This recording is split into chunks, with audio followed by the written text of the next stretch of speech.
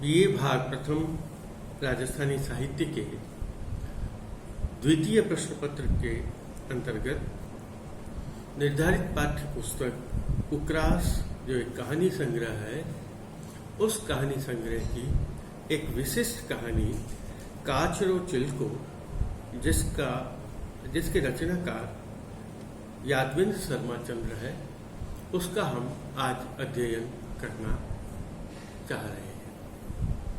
कांच जिसे मिरर कहते हैं, दर्पण जो है, और चिलको है चमक।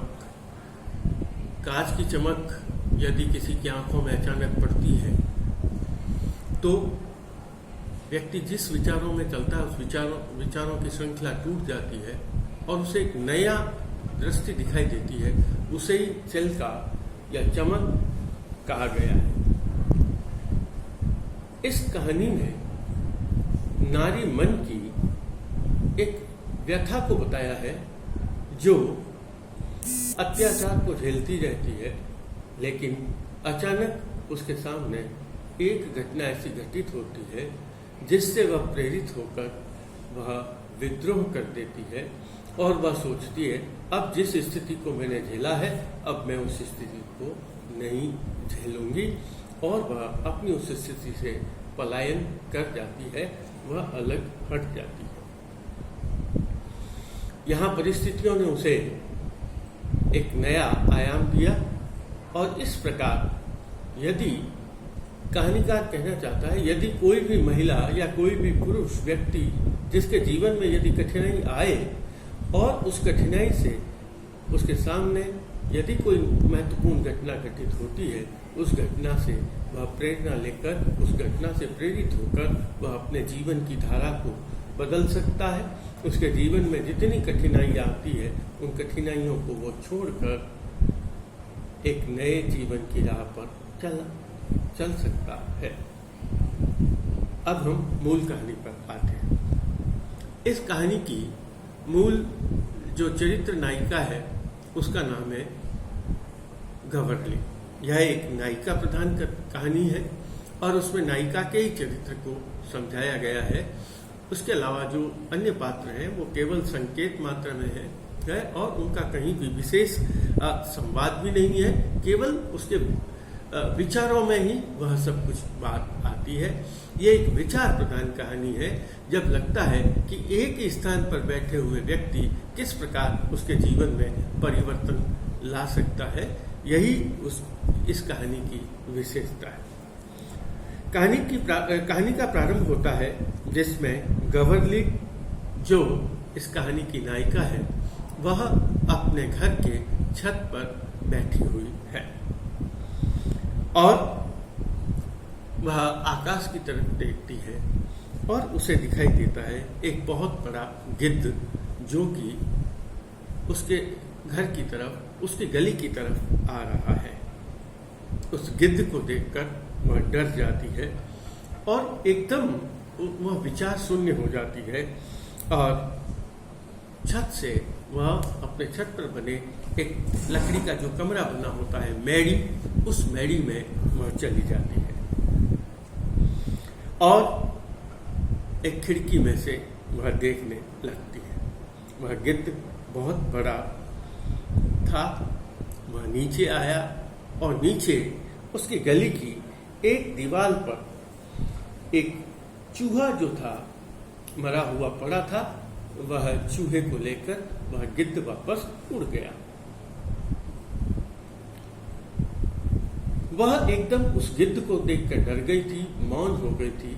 फिर वह सोचती है यह चूहा कहाँ से आया, और अचानक ही उसे स्मृति में वापस आता है वह चूहा तो उसके घर में, उसकी गली में से आया था और उसने कहा वह चूहा जो था वह पहाड़ की गली से एक कौवा उठाकर लाया था और वह उसका विचार जो है वो कौवे से हटकर चूहे की तरफ चला जाता है।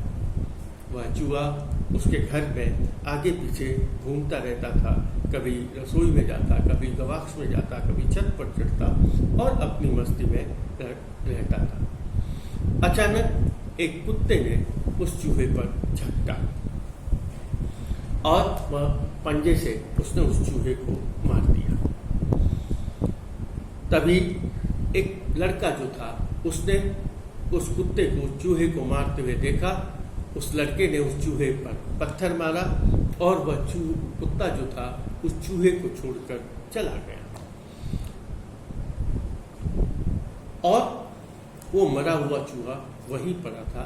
तभी एक कौवा आया और उस कौवे ने अपने चोंच में उस चूहे को ले लिया और उसके मांस को नोचने लगा। तभी वह देखती है कि गिद्ध आया और वह गिद्ध उस चूहे को उठाकर ले गया। वास्तव में उसे लगता है गिद्ध कितना भयानक और डरावना था। अब वह कहानी से वापस एक वैचारिक जगत में खो जाता और कहानीकार लिखता है,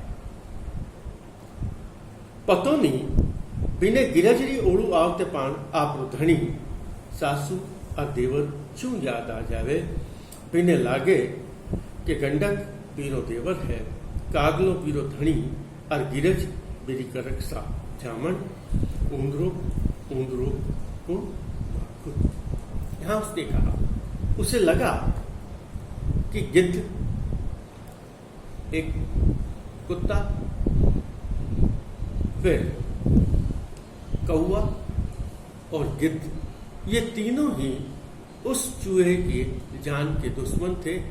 एक ने मारा, दूसरा उसे चोंच में डालकर ले गया और तीसरा तो उसे पूरा ही उठाकर ले गया। ये उसके जीवन के दुश्मन थे।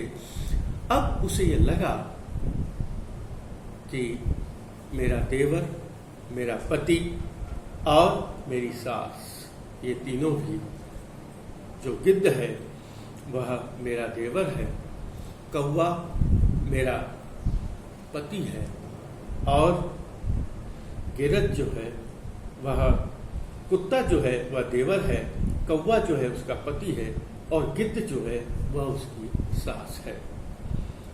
वह सोचती है चूहा कौन है और उसे लगता है चूहा वह स्वयं है। जिस प्रकार चूहे पर कुत्ते, कौवे और गिद्ध ने आक्रमण किया था, उस पर अत्याचार किया था, उसे समाप्त कर दिया था, ठीक वैसे ही ये लोग भी उसे समाप्त करने में लगे हुए हैं। वह वापस उसी विचार में खोती हुई अपने छत पर आकर बैठी और चूरू का वह शहर और उस शहर में सर्दी की दोपहर में बहुत तेज ठंडी हवा चल रही थी। उसे लगता है कि जिस प्रकार चूहे के पीछे ये सब लोग लगे हुए हैं, ठीक वैसे ही मेरे जीवन के पीछे भी यही सब कुछ लगे हुए हैं। अब गवर्ली के जीवन का वर्णन किया गया है। गवर्ली एक बहुत ही सुंदर लड़की थी और जिंदगी में अच्छे अच्छे ख्वाबों को देखती थी। जैसलमेर की रहने वाली थी, लेकिन उसके पिताजी को गांव में उचित मजदूरी न मिलने से वो उज्जैन चले गए और वह उज्जैन में रहने लग गई थी। वह शहरी वातावरण में पली और उसके पिता बहुत साधारण नौकरी करते थे और उस नौकरी में बहुत कम उन्हें पैसे मिलते थे और घर भी बहुत ही मुश्किल से चलता था। पिता बीमार रहते थे, माँ इन सब की चिंता में रहती थी। इधर गवर्ली का बड़ा होना, युवा अवस्था को प्राप्त करना माँ बाप के लिए चिंता का कारण बन गया। एक दिन गवर्ली ने अपने माता पिता की बातों को सुना जो आपस में ये कर रही थी कि पिता कहते हैं गवर्ली की माँ, देखो बच्ची कितनी बड़ी हो गई है और बच्ची तो चंद्रमा की तरह बढ़ती है, लेकिन उसने कहा इसके हाथ तो हमें पीले करने पड़ेंगे, इसका विवाह करना पड़ेगा। माँ के इस बात को सुनकर उसके पिता कहते हैं तू सही तो कहती है, लेकिन इसके विवाह के लिए हमें पैसे की व्यवस्था करनी पड़ेगी। पैसे अभी भी हमारे पास नहीं है, केवल बातों से विवाह नहीं होता, कुछ न कुछ तो हमें देना पड़ेगा। कम से कम भी देंगे तो कुछ 1000 रुपयों की हमें व्यवस्था करनी पड़ेगी। माँ कहती है मैं भी यह जानती हूँ बहुत मुश्किल है, लेकिन बेटी का तो विवाह हमें करना ही पड़ेगा। राजा रावण के घर में भी बेटी को नहीं रखा जा सकता। पिता कहता है जो इसके कर्म में लिखा है, भाग्य में लिखा है, वो इसके साथ होगा। और थोड़ी दिनों में वह अपने माता पिता की चिंता को समझने लगती। वह यह भी जानती थी, समझदार थी, चिंतनशील थी और अपने माता पिता की समस्या को भी बहुत अच्छी तरह से जानती थी।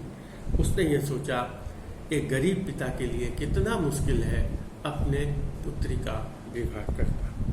उसे लगा यह धन से परिपूरित भूखा समाज है और चाहे कितना भी पैसा हो, लेकिन दहेज में तो वो पैसा मांगते ही है। वो बहुत दिनों तक सोचती रही कि मुझे क्या करना चाहिए और एक दिन वह यह भी कह देती है मैं विवाह नहीं करूंगी, अपने जीवन में मैं कमाऊंगी और अपने परिवार को ऊपर उठाऊंगी। और मैं चूंकि बड़ी हूँ इसलिए जिस प्रकार बड़ा लड़का घर में अपने पिता की सहायता करता है, ठीक वैसे ही मैं भी अपने पिता की सहायता करूँगा। उसने अपने विचार माता पिता के समक्ष भी रखे, लेकिन वो इसके लिए बिल्कुल भी तैयार नहीं हुए। वो कहती थी कि पिता कहता है बाप कड़क कर बोलियो छोरी, अणुति बात मुंडे सुनी साथे सोचिया कर। और माँ भी कहती है आ छोरी कटेन कटे धोड़ा में धूल गलावे। आखिर विचार होते होते, बातें होती होती उसने अपने विचार को विराम दे दिया और उसका विवाह चूरू में कर दिया गया। बहुत जल्दी में ही विवाह हुआ, लेकिन विवाह के पश्चात उसे ससुराल अच्छा नहीं मिला। पति जो था वह जुआरी था, सास जो थी विधवा थी और बहुत कठोर हृदय वाली थी, और बात बात पर वह उसको कोसती थी। तेरे पिता ने कुछ भी नहीं दिया, तेरे आने के बाद हमारे घर में घर का बंटवारा हो गया, लड़के अलग हो गए, सब कुछ इस तरह से वह अपने बहू को कोसती रही। वह जो पति था वह जुआरी और शराबी था, लेकिन जो देवर था वो देवर भी यद्यपि जुआरी नहीं था, लेकिन वह अपनी भाभी पर बुरी नीयत रखता था। एक दिन तो उसकी नीयत को देखकर जब उसे छेड़खानी करने लगा तो गवर्ली ने अपने देवर को पीट भी दिया था। और गवर्ली ने इस बात को लेकर बहुत ही हल्ला मचाया था, लेकिन कुछ भी असर नहीं हुआ। वास्तव में जब पति आया तो पति ने तो और उसे बहुत मारा पीटा। गवर्ली ने इस घटना के बाद अपने पिता को पत्र लिखा, लेकिन पिता ने कोई जवाब नहीं दिया। उसे लगा कि लगातार पत्र लिखने के बाद भी जब कोई जवाब नहीं आया, तब वह समझ गई कि अब मेरे लिए यही घर है। मैं अपने पिता के लिए जैसे ऐसा लग रहा है मैं मर गई। अब तो जो आखिरी आस थी वह भी छूट गई और गवर्ली के बहुत दिन मुश्किल से कटने लगे और वह बहुत पीड़ा में अपने जीवन को बहुत मुश्किल से काटने लगी। आज जब ये चूहे वाली घटना उसके सामने घटी, तब वह पुनः विचारों में डूब गई। उसे लगा कि वह भी तो उस चूहे की जैसे ही है, एक दिन उसे भी तो मरना ही है। इस जीवन से छुटकारा तो मिलना ही है। और तभी उस विचार के साथ साथ एक तेज हवा का झोंका आता है और वो चमकती है। और तभी वह देखती है कि सीढ़ियों पे चढ़ता हुआ उसका देवर उसके पास आते हुए दिखाई देता है, और ऐसा लगा कि उसकी दृष्टि बहुत खराब थी। वह अपने देवर की नीयत को पहचान गई। देवर कहता है तू मारो कयो मान ले, मैं थारी जिंदगी बना देसूं, थारे चारों मेर सुखा का डेरा लगा दूसू। वह कहती है मने सुख नहीं चाहिए, तू थारो प्रस्तुल। देवर के इस प्रस्ताव को जब वो अस्वीकार कर देती है तो वह कहती है तू मेरी बात मान, नहीं तो मैं तेरी बहुत पिटाई करूंगा। और वह उसका हाथ भी पकड़ लेता है। और गवर्ली इसके प्रत्युत्तर में एक उसे झापट लगाती है और वह देवर गुस्से में लाल पीला होता हुआ वह नीचे चला जाता है। तभी वह देखती है, एक घटना और घटित होती है। वह देखती है कि एक घायल कबूतर उसके गोद में आकर पड़ा है। उसने देखा उधर दूसरी तरफ एक बाज है और वह बाज बहुत ही तूफानी गति से उस कबूतर को झपटने के लिए घूम रहा था। गवर्ली अपने गोद में पड़े हुए उस कबूतर को देखती है और उधर आकाश में मंडराते हुए उस बाज को देखती। फिर इस घटना को देखकर उसके मन में बार बार उथल पुथल और वह उन सब से अलग होना चाहती। वह चाहती है कि जिस प्रकार यह कबूतर अपने मौत के मुंह से छूटा है, बाज के पंजों से छूटा है, क्या मैं भी मौत के मुंह से, जो मौत मेरे सामने खड़ी है, यह जो जीवन जो मृत्यु के बराबर है, क्या मैं इससे मुक्ति पा सकती हूँ? और वह सोचती है, बार बार इस पर विचार भी करती है और यह निश्चय भी कर लेती है कि जब वह कबूतर बाज के पंजों से छूट सकता है, मौत के मुंह से निकलकर जीवन पा सकता है, तब वह भी अपने जीवन की इस नरकपूर्ण स्थिति से को छोड़कर इस मृत्यु पूर्वक या जो जीवन में मरा हुआ जो उसका जीवन है, इस जीवन को छोड़कर वह नया जीवन क्यों नहीं अपना सकती? यह विचार आते ही गवर्ली का चेहरा बहुत गंभीर हो गया। उसने यह निश्चय किया कि वह अब यहाँ नहीं रहेगी, वह यहाँ से मुक्त हो जाएगी और अपनी नई जिंदगी ढूंढेगी और अपने ढंग से जिएगी। गवर्ली खड़ी हुई, उसने इधर उधर देखा और बहुत गहरा सन्नाटा वहाँ छाया हुआ था। वह नीचे उतरी और अपने घर के मुख्य द्वार से बाहर निकल गई और जैसे ही वह बाहर निकल रही थी, तब उसके चेहरे पर एक कांच का चलका एक नई रोशनी चमक रही थी। यहाँ नई रोशनी वास्तव में कोई कांच का चिलका नहीं था, बल्कि उसके नए विचारों का, उसके क्रांतिकारी विचारों की उसके चेहरे पर, उसके मन पर, उसकी आंखों में चमक थी, जिन विचारों ने उसे इस नरकपूर्ण जीवन को छोड़ने की प्रेरणा दी थी, एक नई दृष्टि दी थी। इस कहानी में यहाँ यह कहानी परिपूर्ण होती है।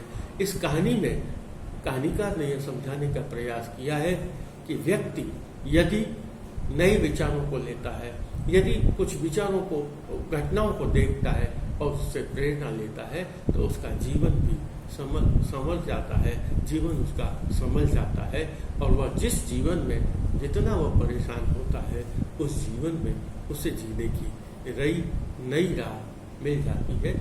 यही इस कहानी का समझाने का प्रयास किया गया है, जिसमें कहानीकार पूर्ण रूप से सफल है। धन्यवाद।